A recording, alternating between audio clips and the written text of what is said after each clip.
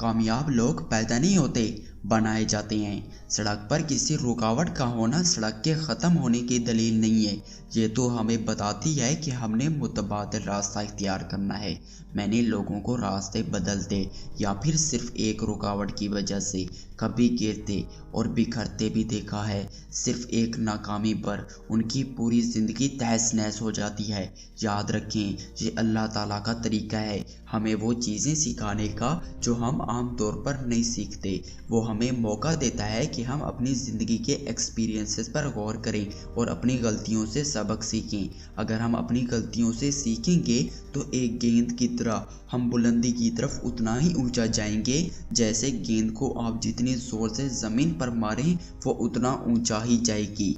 जीतने वाले हारने वालों में से ही निकलते हैं। बगैर तकलीफ़ उठाए कुछ भी हासिल नहीं होता।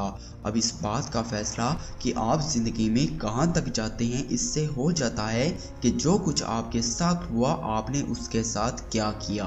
एक 46 साल का शख्स बाइक के हादसे में जल गया।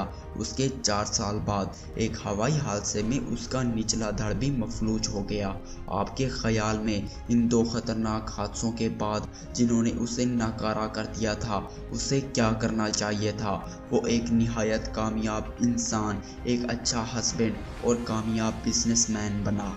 क्या आप अपने आप को तसव्वुर में ला सकते हैं कि आधा धड़ मफलूज होने और एक चम्मच उठाने, टेलीफोन मिलाने में भी आप दूसरों के मोहताज हों और फिर भी आप वाइट वाटर राफ्टिंग करते हुए हवा में गोता लगाते हों? मगर डब्ल्यू मचल ने दूसरों की मदद लेने से इनकार कर दिया।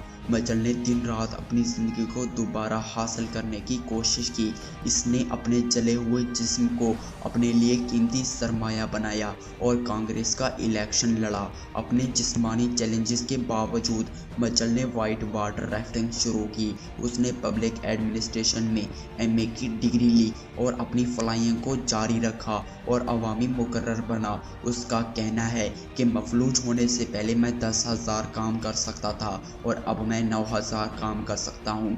अब या तो मुझे 1000 कामों को ना करने पर अफसोस करते रहना चाहिए था या फिर 9,000 कामों पर तवज्जो देनी चाहिए थी। और ऐसा कभी नहीं हुआ कि उसने किसी काम को छोड़ने का सोचा हो। अब वो तमाम दुनिया में लोगों को उम्मीद का पैगाम देने में अपना वक्त गुजारता है। नाकामी हमेशा नहीं होती।